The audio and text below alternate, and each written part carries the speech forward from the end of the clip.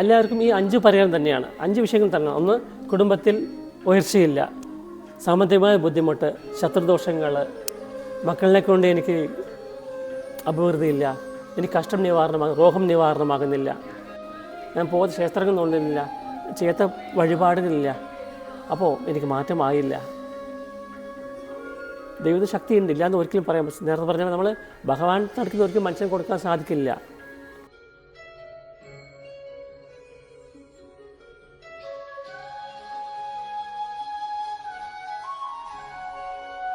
ഇപ്പോൾ സ്വാമി പേഴ്സണലായിട്ട് ഇപ്പോൾ ഓരോ കാര്യങ്ങൾ വന്നിട്ട് ഇപ്പോൾ നമ്മൾ തന്നെ കാണുന്നുണ്ടായി ഉള്ളിൽ ഒരുപാട് പേര് ഓരോ കാര്യങ്ങൾ പറയുക, സ്വാമി അതിനൊരു പരിഹാരങ്ങൾ പറഞ്ഞു. ഇപ്പോൾ കൂടുതലായിട്ട് ആളുകൾ എന്ത് ദുഃഖങ്ങൾ അല്ലെങ്കിൽ പ്രശ്നങ്ങൾ ഇവിടെ വന്ന് പറയാറുള്ളത്, അല്ലെങ്കിൽ എന്താണ് അവർ വിഷമങ്ങൾ കൂടുതലായിട്ട് ഇവിടെ വന്ന് പറഞ്ഞ് പരിഹാരങ്ങൾ നേടി പോകാറുള്ളത്?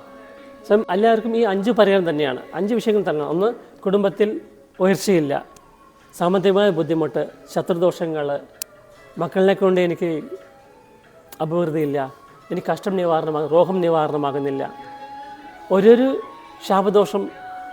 അതാണ് കാരണം. എന്താണ് എന്താ ചെയ്തത്, ഞാൻ എന്താ ചെയ്തത്, ഞാൻ ഇത് അനുഭവിക്കാൻ, അതാണ് പ്രധാനം. അപ്പോൾ ചിലവർ പ്രശ്നം ചോദിക്കാറുണ്ട്, സ്വാമി ഞാൻ എന്താ ചെയ്തത്, ഞാൻ ഭക്തിയിൽ ആർക്കും ഞാൻ ദ്രോഹിച്ചിട്ടില്ല, എന്തുകൊണ്ട് ഇത്തന്നെ കഷ്ടം വരും, കാരണം എന്താണ്, ഞാൻ പോകുന്ന ക്ഷേത്രങ്ങൾ നോക്കുന്നില്ല, ചെയ്യാത്ത വഴിപാടുകളില്ല, അപ്പോൾ എനിക്ക് മാറ്റമായില്ല. ദൈവത്തിന് ശക്തിയുണ്ട്, ഇല്ല എന്ന് ഒരിക്കലും പറയാൻ പറ്റില്ല. നേരത്തെ പറഞ്ഞാൽ നമ്മൾ ഭഗവാൻ നടക്കുന്ന ഒരിക്കലും മനുഷ്യന് കൊടുക്കാൻ സാധിക്കില്ല. അപ്പോൾ ഈ കർമ്മ ശക്തി ഉള്ളതുകൊണ്ട് ഭഗവാൻ ചെയ്യാൻ പറ്റാത്തത് വിധി അനുഭവിക്കണം. ആ വിധിനെ മതി കൊണ്ടും ആ ശക്തി സിദ്ധന്മാർക്ക് മാത്രമേ ഉണ്ട് സ്വാമി.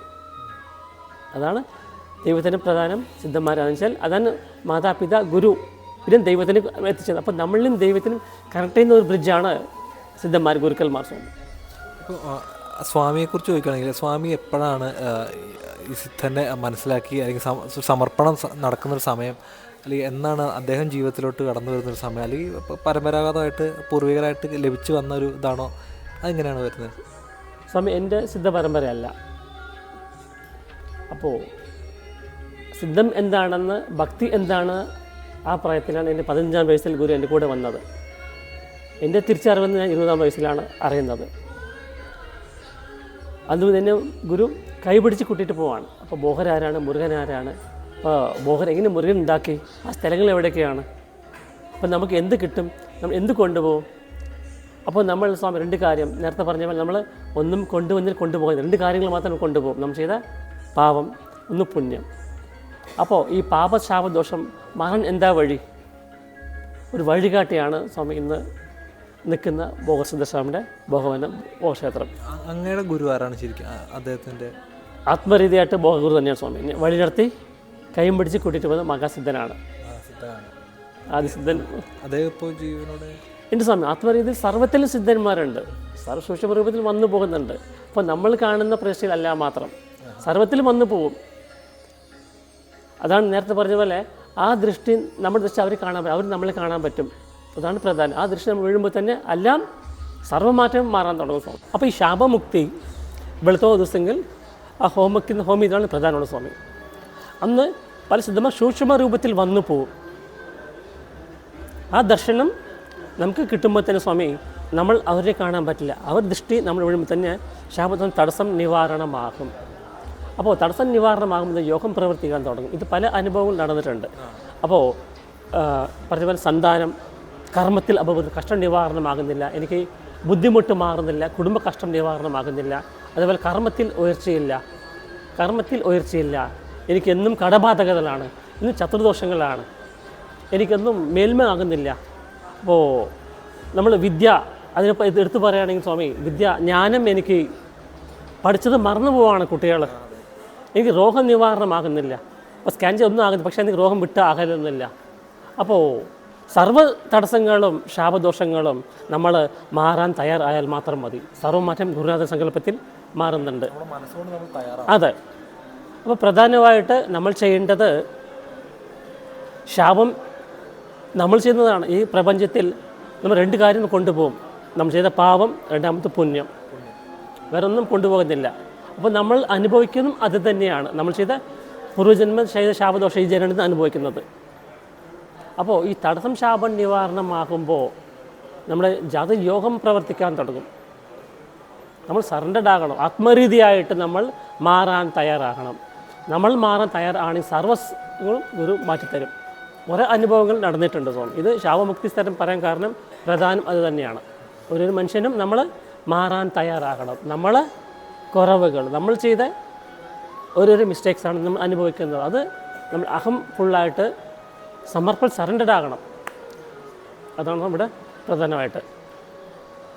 നമ്മൾ കാണുന്ന പ്രേക്ഷകരോട്, നമ്മൾ ഇവിടെ നേരിട്ട് എത്താത്തതല്ലാതെ നമ്മൾ അവസാനമായിട്ട് നമ്മൾ കാണുന്ന പ്രേക്ഷകരോട് എന്തുകൊണ്ട് ഇവിടെ എത്തണം, അല്ലെങ്കിൽ നിങ്ങൾ ഇവിടെ എത്തിയില്ലെങ്കിൽ പോലും ജീവിതത്തിൽ നിങ്ങൾ ഒന്ന് പാലിക്കേണ്ട എന്തെങ്കിലും കാര്യമുണ്ട് അതുകൊണ്ട് പറഞ്ഞ് നമുക്കൊന്ന് അവസാനിപ്പിക്കാം. അപ്പോൾ അങ്ങനെ എന്തുകൊണ്ട് നമുക്കൊന്ന് ഭക്തങ്ങളോട് പറയാനുണ്ടാകും?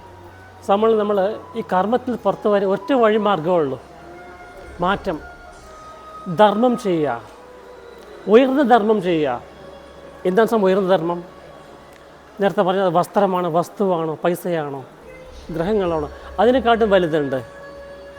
എന്താ സ്വാമി ഗുരു പറഞ്ഞ പോലെ എന്താ സ്വാമി വലുതത്? മഹാദാനം, അന്നദാനം ചെയ്യണം. ഒരു മനുഷ്യൻ എന്ത് കൊടുത്താലും മതിയെന്ന് പറയുന്നില്ല. അപ്പോൾ മനുഷ്യൻ മതിയെന്ന് പറയുന്നത് ഒരേ ഒരു സാധനം, ഭക്ഷണം മാത്രമാണ്. അപ്പോൾ നമ്മൾ വായിക്ക് പിടിക്കാതെ ഭക്ഷണം വലിച്ചെറിയുമ്പോൾ എത്ര കുടുംബങ്ങളാണ് പട്ടിണിയോട് കിടക്കുന്നത് നമ്മൾ കാണാറില്ലേ?